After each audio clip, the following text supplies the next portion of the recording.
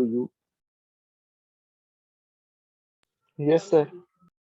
Okay, तो ये हमारे सामने आइसोमेट्रिक स्केल है जो मैंने लास्ट क्लास में इंट्रोडक्शन दे दिया था और आपको कहा था बना लेंगे इसको। ठीक है, जो बच्चे नहीं थे वो देख लेंगे, मैं थोड़ा सा एक ब्रीफ दे देता हूँ उसका। कि सबसे पहले हमें एक हॉरिजॉन्टल लाइन बनानी है। ठीक है, हॉरिजॉन्टल लाइन बनाने के बाद एक 30 डिग्री का एंगल बनाना है और दूसरा एंगल 45 डिग्री का बनेगा।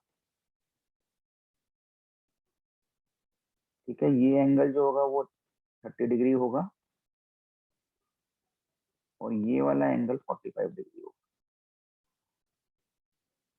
ठीक है, तो ये 30 डिग्री वाला आपने एंगल बनाया, ये रिप्रेजेंट करता है आइसोमेट्रिक स्केल की लाइन, यानी कि आइसोमेट्रिक लेंथ को रिप्रेजेंट करेगा ये।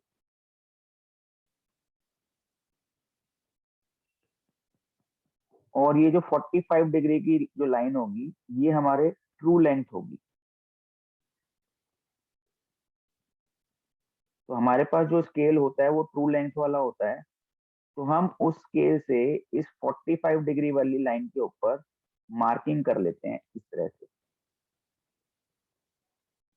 ठीक है, इस तरह से हम मार्किंग कर लेते हैं और ये देखिए जैसे कि इस स्केल में कर रखा है, हमने जो मेन मार्किंग करनी है वो इस 45 डिग्री लाइन पे करनी है, क्योंकि यहाँ पे ट्रू लेंथ लिखा हुआ है। फिर यहाँ से हम परपेंडिकुलर ड्रॉ करते हैं इस हॉरिजॉन्टल लाइन के ऊपर जो हमने सबसे पहले बनाई, इसके ऊपर परपेंडिकुलर ड्रॉ करते हैं और फिर इस परपेंडिकुलर लाइन को रेफरेंस बनाते हुए पैरेलल लाइन ड्रॉ करते हैं up to the isometric length. जो 30 डिग्री वाली लाइन है वहां तक हम पैरेलल लाइंस ड्रॉ करते चले जाएंगे, 40 से, 50 से, 30 से, 20 से, इस तरह से लेंथ चली जाएगी। और आपने स्केल में एक चीज नोटिस की, पहले 10 लिखा है, फिर 0 लिखा है और फिर 10, 20, 30, 40, ये इस तरह से हमारी स्केलिंग जाएगी इसके अंदर। उसके पीछे रीजन क्या है कि ये जो फर्स्ट 0 से 10 वाला जो हमारा गैप है, यहाँ पे हमें 1 mm की भी स्केलिंग करनी है। जो छोटी छोटी स्केलिंग होती है वो 1 mm की स्केलिंग करनी है और वहां से भी परपेंडिकुलर लाइंस को हमें लेके जाना है अप टू आइसोमेट्रिक लेंथ, यानी कि 30 डिग्री वाली लाइन तक लेके जाना है और फिर इसका हमें स्केल कंप्लीट कर देना है। हमारा काम इस स्केल से है मेन, ये स्केल हमें चाहिए। ठीक है, समझ में आ गया? जो बच्चे लास्ट क्लास में नहीं थे वो बना लेंगे इसको। ध्रुव, यस सर, समझ में आ गया। यस है ना, सर। इसको बना लेना बेटा, क्योंकि इसके बिना आइसोमेट्रिक प्रोजेक्शन नहीं कर पाएंगे हम। स्केल का यूज करना है हमें, हालांकि आप कर लोगे लेकिन फिर वो आइसोमेट्रिक व्यू बनेगा। आप अगर ट्रू स्केल का यूज करोगे ना तो वो आइसोमेट्रिक व्यू बनेगा और प्रोजेक्शन बनाना होता है हमें बेसिकली। ठीक है, व्यू भी बनाएंगे लेकिन प्रैक्टिकल में बनाएंगे 12th क्लास के अंदर। और ये बहुत इंपॉर्टेंट टॉपिक है बिकॉज 12th में 25 मार्क्स का यही आता है, आइसोमेट्रिक प्रोजेक्शन। तो इसको हम अच्छे से समझ लेंगे। बेसिक ऑर्थोग्राफिक भी आता है, ऑर्थोग्राफिक की दोबारा रिवीजन कर लेंगे क्योंकि ये लास्ट टॉपिक है हमारा। तो हम इसको पहले खत्म कर लेते हैं, फिर हम आइसोमेट्रिक प्रोजेक्शन पे चले जाएंगे जो कि थोड़ा सा फर्स्ट टर्म में हमने किया था।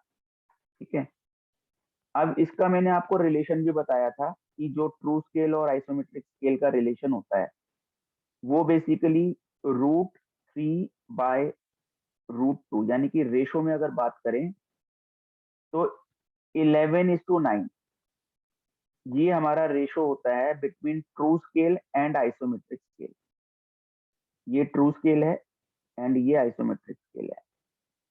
मतलब for every 11 millimeter on true scale, the isometric scale represents 9 mm.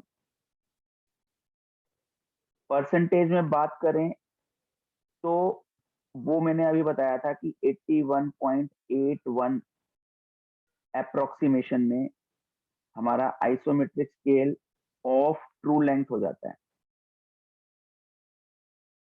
Isometric length या स्केल जो है वो हमारा ट्रू स्केल का 81% या 82 अगर हम राउंड ऑफ करें तो, अगर हम इसको राउंड ऑफ कर दें तो 82% के करीब होता है। इसका मतलब 100 mm की ट्रू लेंथ आइसोमेट्रिक स्केल पे अप्रोक्सीमेटली 82 mm की रह जाती है। ठीक है, तो जिनके पास स्केल नहीं है वो इस तरह से कैलकुलेशन करके अभी काम को कर लेंगे। ठीक है, लेकिन स्केल होना बहुत जरूरी है, ये ध्यान रखेंगे आप सभी। क्लियर हो गया? Yes sir. आगे बोलूं? Yes sir. अब इसमें हमारे पास दो तरह की लाइंस होती हैं, आइसोमेट्रिक लाइन और नॉन आइसोमेट्रिक लाइन। ठीक है, हमारी बेसिकली तीन प्रिंसिपल एक्सिस होती हैं।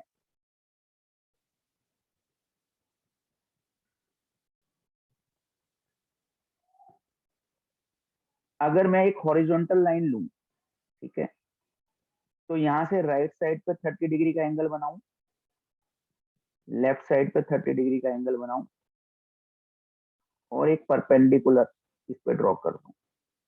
ठीक है,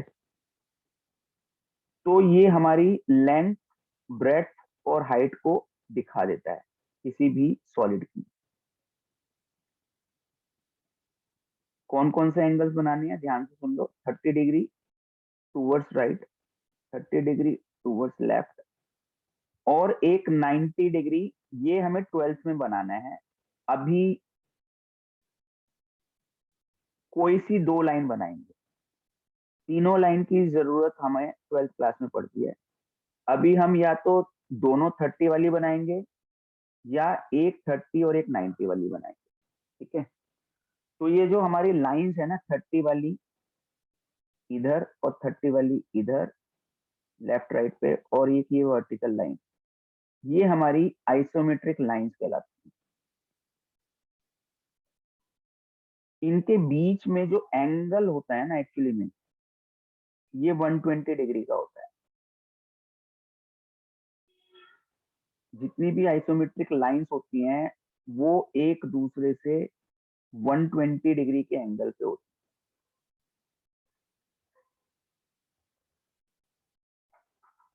ठीक है, समझ आ गया? और यस सर। इनके पैरेलल जितनी भी लाइंस हम बनाएंगे, किसके पैरेलल? आइसोमेट्रिक लाइंस के पैरेलल जितनी भी लाइंस हम बनाएंगे वो आइसोमेट्रिक लाइंस ही कहलाएंगी। लेकिन अगर इन आइसोमेट्रिक लाइंस पे कोई लाइन इंक्लाइंड हो रही है, जैसे कि यहाँ पर ये इंक्लाइंड हो गई, ये इंक्लाइंड हो गई, तो इसमें ये दोनों नॉन आइसोमेट्रिक लाइंस हैं, ये उसके पैरेलल नहीं है। तो जो लाइन 30 डिग्री वाली लाइंस के पैरेलल नहीं है या 90 के पैरेलल नहीं है, वो हमारी नॉन आइसोमेट्रिक लाइंस हो जाती है। ठीक है, इन आइसोमेट्रिक लाइंस को हम प्रिंसिपल एक्सिस भी बोलते हैं। ये देखो ये लिखा हुआ है, प्रिंसिपल एक्सिस भी बोलते हैं इनको। तो all those lines which are not parallel to principal axis are defined as non isometric lines। यानी कि जितनी भी लाइन हमारी प्रिंसिपल एक्सिस के समांतर नहीं है वो सब नॉन आइसोमेट्रिक लाइंस की कैटेगरी में चली जाए। ठीक है, क्लियर हो गया? Yes sir. ओके, अब इनकी कुछ ड्राइंग टेक्निक्स हैं। ठीक है, एक मिनट रुकिए। Yes, sir. Yes, sir. Yes, sir. तो व्हाइट बोर्ड पर मैं आपको समझाऊंगा कि इसमें क्या है। अभी हमें 11th क्लास में सिर्फ प्लेन जो फिगर्स है हमारे पास, रेगुलर फिगर्स, जिसमें कि इक्विलेटरल ट्रायंगल आ जाता है, स्क्वायर आ जाता है, पेंटागन और हेक्सागन, ये चार तो हमारी बेसिक फिगर्स हैं, है ना। और सर्कल, पांचवा जो है सर्कल। ये 5 फिगर्स की हमें प्रैक्टिस करनी है और सबसे ज्यादा फोकस हमें सर्कल वाली पे करना है। मतलब करना सारी को है, लेकिन सर्कुलर वालों को भी ध्यान में रखना है, क्योंकि उसमें हमें समझना जरूरी है। तो जब भी हम आइसोमेट्रिक प्रोजेक्शन बनाएंगे तो सबसे पहला काम करेंगे कि हम एक हॉरिजॉन्टल लाइन ड्रॉ करेंगे, ठीक है। मैं ब्लू पेन अगर यूज करता हूं तो इसका मतलब वहां पर आपको 2H या 4H पेंसिल का इस्तेमाल करना है। जब भी मैं ब्लू पेन जहाँ पे यूज कर रहा हूँ वहां पे आपको या तो 2H या 4H पेंसिल का इस्तेमाल करना है, ठीक है। इस चीज का ध्यान रखेंगे। अब मान लो मुझे इक्विलेटरल ट्रायंगल बनाना है, ठीक है। अब इक्विलेटरल ट्रायंगल के लिए हमें पता है कैसे बनता है। कोई ऐसा बच्चा तो नहीं है जिसको ये ना पता हो कि इक्विलेटरल ट्रायंगल बनेगा कैसे?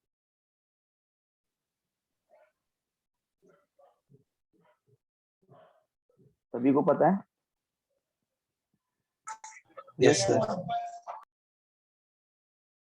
तो मान लो मुझे इक्विलेटरल ट्रायंगल बनाना है, तो पहले मैं एक हेल्पिंग फिगर बनाऊंगा इक्विलेटरल ट्रायंगल की।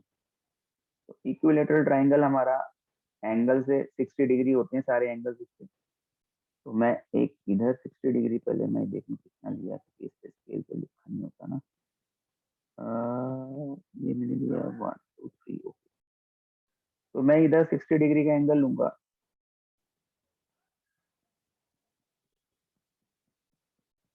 और 1 2 3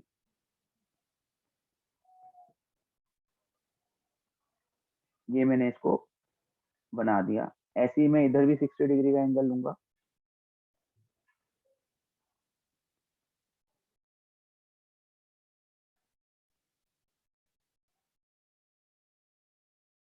और इसको भी मैं मिला दूंगा। ये मेरा इक्विलेटरल ट्रायंगल बनके तैयार हो गया, ठीक है। अब मुझे नेक्स्ट स्टेप क्या करना है वो इंपॉर्टेंट है समझना। नेक्स्ट स्टेप मुझे इस इक्विलेटरल ट्रायंगल के चारों तरफ, मतलब इसको एनक्लोज कर देना है एक रेक्टेंगल में।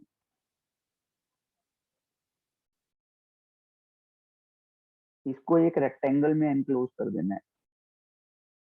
तो मैंने कौन सा पेन यूज किया? Sir, blue. 2H या 4H. Sir, 2H या 4H. इसका मतलब 2H या 4H।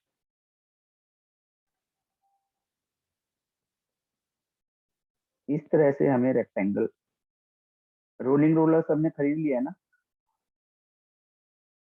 Yes, sir. वो ऐसे ही स्लाइड होके चलेगा आपका। ये हमने सर इसको रोलिंग रोलर enclose- हमारे एरिया में मिला ही नहीं। किसके एरिया में नहीं मिला?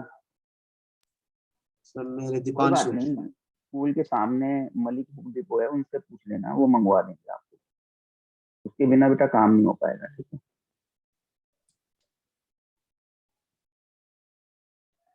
अब हम इसकी सेंटर लाइन ड्रॉ करेंगे। ट्रायंगल में सेंटर लाइन एक तो मिल जाती है बड़े आराम से, ये वाली।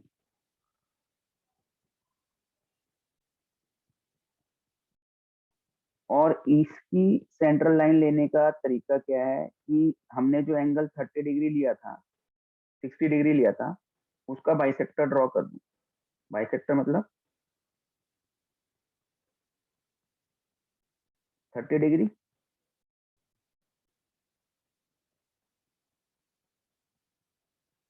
ये मैंने यहाँ पे बाइसेक्टर ड्रॉ किया, जो कि सेंट्रल लाइन को कट कर लेगा, ठीक है। अब मैं इसके बेस के पैरेलल इस पॉइंट ऑफ इंटरसेक्शन पर एक सेंट्रल लाइन और बना दूंगा।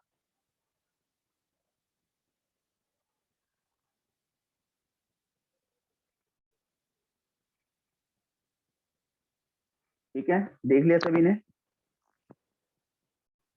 Yes, sir. Yes, sir. Okay, यहाँ तक का स्टेप समझ में आ गया सभी को? कोई प्रॉब्लम तो नहीं है? Yes, sir. ओके, अब No, हमने क्या sir. करना है? अब हमें क्या करना है? इनकी नंबरिंग, ये HB से ही करेंगे इसको भी। ये A है, ये B है, ये C है, ठीक है। एंड पॉइंट ऑफ इंटरसेक्शन जो स्क्वायर को काट रहे हैं वो 1 2 3, ठीक है। और C और 4 अगर मान लो लेना है तो वो सेम ही हो जाएगा, तो उसको एज सच लेने की जरूरत है नहीं इस केस में। अब हम क्या करेंगे? अब हमारा आइसोमेट्रिक प्रोजेक्शन का काम चालू होगा। हमें करना क्या है? हम सबसे पहले जो ये हमारी हॉरिजॉन्टल लाइन एक्सटेंड हुई हुई है, वहां पर कहीं पर एक पॉइंट मार्क कर लेंगे। मान लो ये पॉइंट मैंने यहाँ पे मार्क कर लिया। यहां से मैं 30 डिग्री का एंगल टूवर्ड्स राइट बनाऊंगा।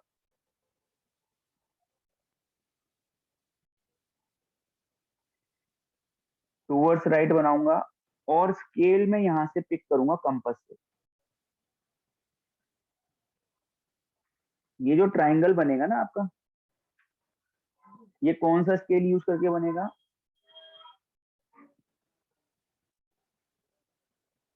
ये जो ट्राइंगल बनेगा कौन सा स्केल यूज करके बनेगा? Isometric. Yes, isometric. क्योंकि मेरे पास यहाँ पे बोर्ड के ऊपर कंपास नहीं है, इसलिए मैं ट्रू स्केल से बना रहा हूँ आपके लिए, लेकिन आप आइसोमेट्रिक स्केल का यूज करेंगे, ठीक है। फिर हम यहाँ पे 30 डिग्री का एंगल बनाएंगे, और कितना बनाएंगे? जितना की आइसोमेट्रिक लेंथ है हमारी AB। कौन सी वाली लाइन? AB. ये राइट साइड पे चला जाएगा, ठीक है। फिर हम एंगल बनाएंगे इस तरफ 30 डिग्री,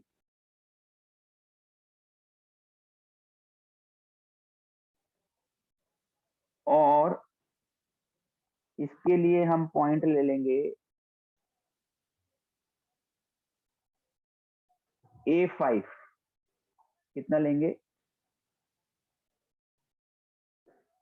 A5. A5. जितनी लेंथ A5 की है, तो A5 की लेंथ अगर मैं स्केल से देखूं तो ये आ रही है 1 2 1 2 3 4 5। ओके, 2 कंप्लीट है और 5 डिवीजन है। तो मैं 30 डिग्री का एंगल बनाऊंगा इधर टूवर्ड्स लेफ्ट, और उसकी लेंथ लूंगा मैं A5 जितनी। तो 1 2 1 2 3 4 5 यहाँ से।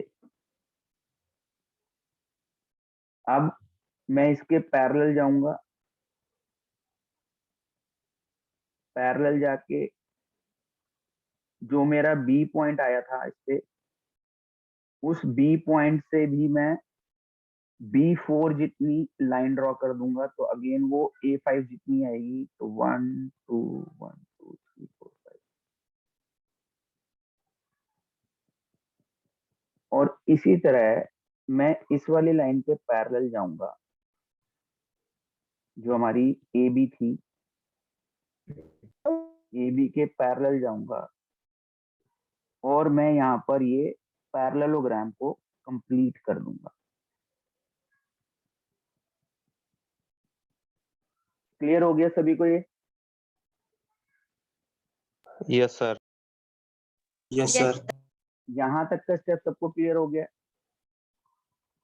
Yes, sir. Yes, sir. Yes sir. अब मैं A1 जितना पिक करूंगा, कितना पिक करूंगा? A1। A1. A1 की जो लेंथ आ रही है वो मेरी आ रही है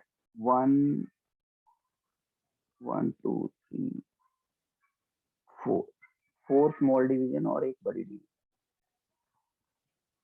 मैं इसके मार्किंग यहाँ पे, ये आपको कंपास से करना है, ठीक है, स्केल से नहीं करना है।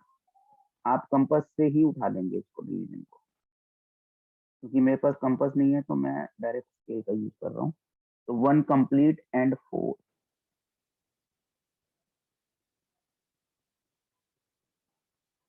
ये इस पे मार्किंग हो गई है लगभग। अब मैं इस लाइन के पैरेलल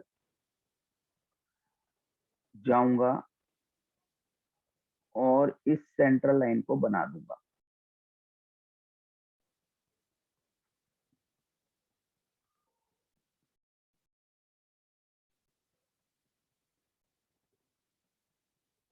ठीक है, ऐसे ही मैं अब A3, जितना A3 है उसको पिक करूंगा। A3 है मेरा 1 2 3 4 5 6 7, अप्रोक्सीमेटली 7 है। आप कंपास से उठाएंगे, बार बार मैं आपको बता रहा हूँ, जो हेल्पिंग फिगर है वहां से कंपास से उठाएंगे आप, क्योंकि मेरे पास कंपास नहीं है, इस वजह से मैं 1 2 3 4 5 6 7।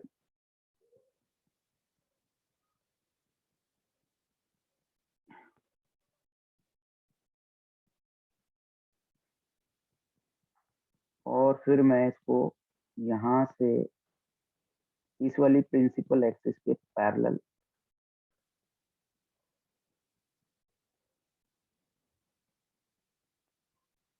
ये सेंट्रल लाइन भी मेरी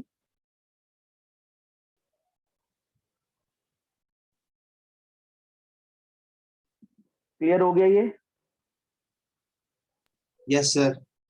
यस सर। ओके, अब मुझे क्या करना है, अब मुझे ये ट्रायंगल कंप्लीट करना है। तो इस ट्रायंगल को कंप्लीट करने के लिए अब मैं इसको डार्क कर दूंगा, क्योंकि ये ए बी जो है वो ट्रायंगल की लाइन है बेसिकली।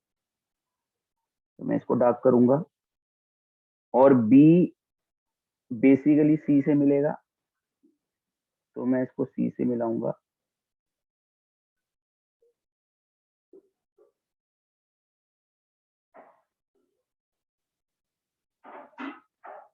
और इसी तरह ए भी सी से मिल जाएगा।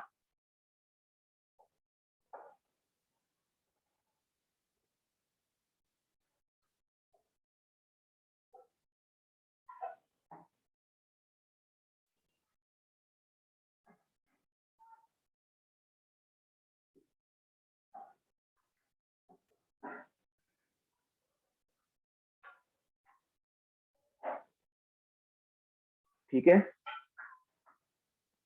और फिर जो यस सर। ये लाइन है इसके पैरेलल ही हम यहाँ थोड़ी दूरी पे एक ऐसे एरो हेड बना देंगे।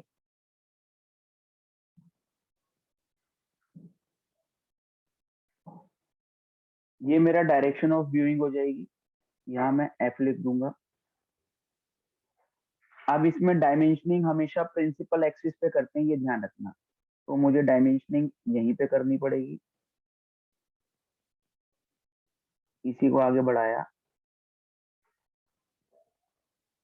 और इधर इसी को आगे बढ़ाएंगे।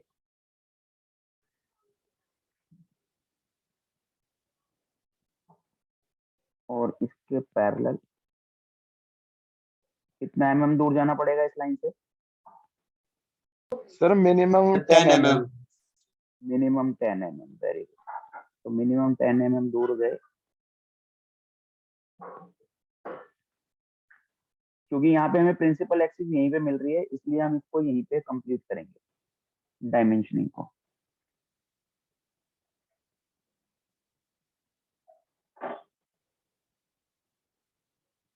अब मान लो ये जितनी भी डायमेंशन दे रखी थी, मान लो 50 mm दिया हुआ था, तो ये 50 लिख देंगे हम यहाँ। ठीक है, कौन सी स्केल को यूज करना है, आइसोमेट्रिक स्केल को यूज करना है। बस एक इस बात का ध्यान रखना है, किसी स्टेप में आपको कोई चीज अगर समझ नहीं आई है तो वो मेरे से पूछ लो। सर एक बार आइसोमेट्रिक स्केल का यूज दोबारा सिखा दो, वो समझ में नहीं आया थोड़ा। आइसोमेट्रिक स्केल का यूज जैसे उसे कैसे इस पे कैसे ड्रॉ करते हैं वो। कैसे, अच्छा बनाना, यस सर। या आइसोमेट्रिक स्केल कैसे बनाएंगे? नहीं सर, आइसोमेट्रिक स्केल तो बना लिया, उससे फिगर कैसे बनाएंगे वो। फिगर कैसे बनाना है, मान लो वहां पे आपको 50 mm लिखा हुआ है, 50 mm का इक्विलेटरल ट्रायंगल बनाना है, यस ठीक सर। है। चलो उससे पहले एक चीज समझ लो, फिर मैं बताता हूँ, ठीक है।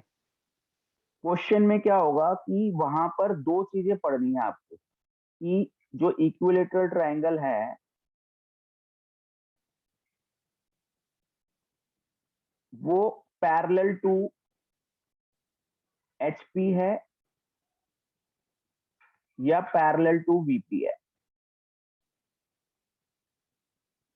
ठीक है। ये जो मैंने डायग्राम बनाया है, this is for parallel to HP. इसमें ये 30 डिग्री वाली जो हमारी, इसकी भी डायमेंशनिंग करनी है, ये ध्यान रखना।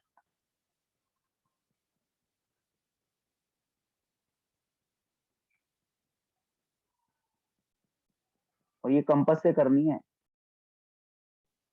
मेरी तरह नहीं कर देना।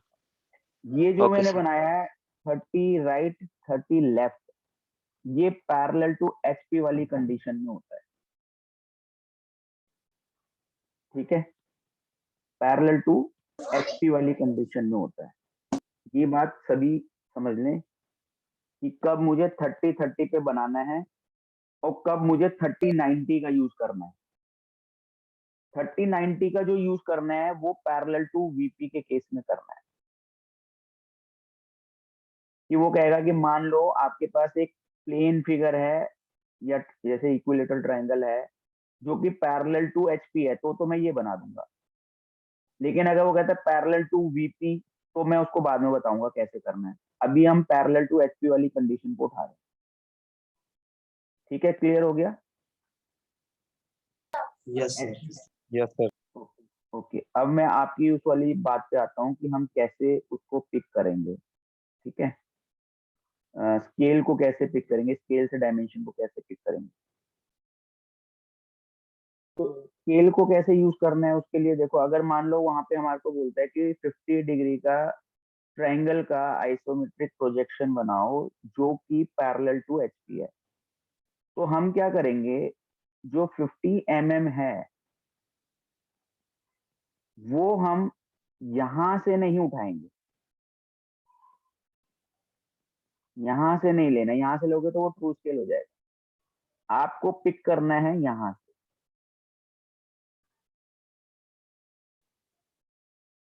This is the scale of isometric scale, ठीक है। मैं रेड से कर देता हूँ इसको ताकि आपको नजर आए। मुझे ये 50 उठाना है यहां से, यानी कि 0 पे कंपास रखोगे और 0 पे कंपास रख के उसको 50 तक ले जाओगे यहाँ तक, तो ये 50 हो जाएगा आपका। जब भी आइसोमेट्रिक स्केल का यूज करेंगे तो हम हमेशा कंपास से इतना ओपन करने के बाद काम करेंगे, कंपास का मेन यूज करना है, ठीक है। अगर फिर भी कुछ रह जाता है, अगर आपको नहीं समझ में आता है, तो परसों से आप स्कूल आई जाओगे, मंडे से, तो वहां पर मैं आपको अपने सामने करवा लूंगा। वैसे समझ में आ गया होगा आई थिंक, यस सर। ठीक है। हमें ट्रू स्केल का यूज नहीं करना बिल्कुल भी आइसोमेट्रिक प्रोजेक्शन में, बस ये ध्यान रखो। ट्रू स्केल सिर्फ और सिर्फ आइसोमेट्रिक स्केल को ड्रॉ करने के लिए यूज होगा, इसका इस्तेमाल सिर्फ यही है हमारे उसमें। या अगर हम स्फीयर की करते हैं ना, स्फीयर बनाएंगे 12th में, तब थोड़ा ट्रू स्केल का यूज होगा, वरना आइसोमेट्रिक के अंदर हमारा आइसोमेट्रिक स्केल ही यूज होता है आइसोमेट्रिक प्रोजेक्शन के अंदर, ठीक है। सभी को समझ में आ गया?